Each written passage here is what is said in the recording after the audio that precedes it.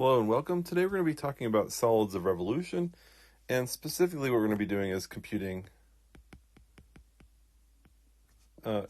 volumes of these things. All right, so I just want to do one simple example, one and done. That's what we're going to do today for solids of revolution.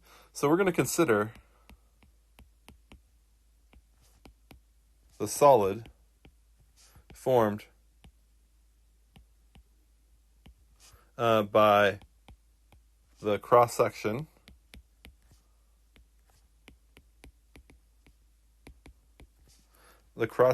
y times y minus 1 is equal to x. This is a curve. And the y-axis. All right, so what does this look like? One way to think about it this way is to we're really what we're doing is we're looking at this parabola like there. There's the y-axis. There's x, and we know that this parabola crosses at y equals 1 and also y equals 0 here. Okay. All right. We're going to take this curve and we're going to rotate it about the y-axis. All right, so what we're going to do is, of course, get an opposite shape on the other side like that. And one way to imagine it is basically as a bunch of disks like that going around and so forth, right? Okay, so from the shape, this sort of, I don't know, gourd sort of shape, maybe it looks like a top that it would spin. Who knows? But what we want to do is we want to compute the volume. The goal, of course, is to compute volume.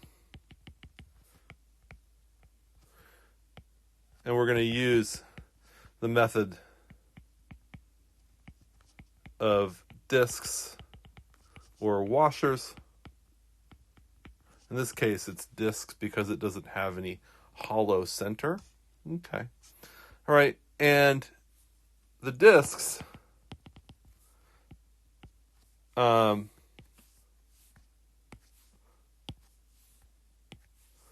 are, of course, horizontal. And we can, again, think of them like that. We can make these little discs like that. Put another one in there. And so on and so forth. All those little discs. And they're going to have, of course, a dy thickness. All right. So horizontal means, of course, they're going to be dy thick. All right, and then y is going to go from 0 all the way to 1, okay? And we know, by looking at the shape here, that the radius of each one of these disks is going to be, it's going to be the x value. Of course, we know that the x value is equal to y times y minus 1 is equal to x, right? All right, so that is going to be that radius. All right. So being able to put all this together, the goal, of course, is to construct the integral.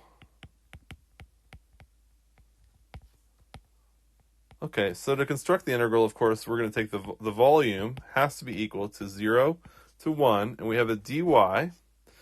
And, of course, each cross-sectional area, if you think about it as that, the area of each disk, the area is going to be equal to pi r squared, which in this case is going to be pi times y minus 1, all quantity squared. Okay. So we can put that in there. Y times y minus 1, all quantity squared, times dy. All right, so that right there, if you were taking an exam by me, that would be worth It could be worth, 90% of the points or 100%. Just to get to this stage, it depends on the question. I would specify specifically what I'm asking for. But sometimes all I want you to do is set up the integral. So what I want you to do, of course, is just fill in the blanks. If you gave me the right answer for it using this technique or some other technique to get the volume, that would be sufficient if you just fill in those question mark blanks. But because we're here in the video, we might as well just go about and just compute this thing. Why not? So it's going to be the integral from 0 to 1 of pi. And then what we have here is we're going to have to kind of FOIL this out. We see we have a y squared. So all I'm going to do is, of course, just kind of distribute this in. Then we have a y minus 1 quantity squared dy. I might as well go a little bit further. Actually, I'm going to pull out the pi altogether from the integral. Stick that y squared down there still and have a y squared minus 2y plus 1 dy. Okay, we have a little bit more work to simplify this one up. We have a y to the 4th power minus 2y to the 3rd power plus y squared dy.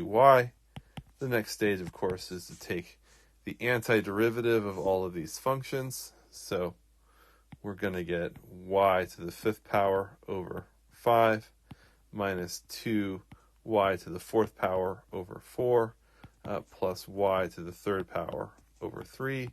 And we're going to evaluate it as 0 and 1 and take the difference. Of course, that's going to give us a 1/5 minus 1/2 plus 1/3. And that's it. The rest, of course, is arithmetic. I'll leave it to someone else to do that. But that's how you get the right answer. Okay. All right. Well, I hope you enjoyed this very short video, just explaining how to do a basic a solid of revolution volume computation problem. Thank you very much.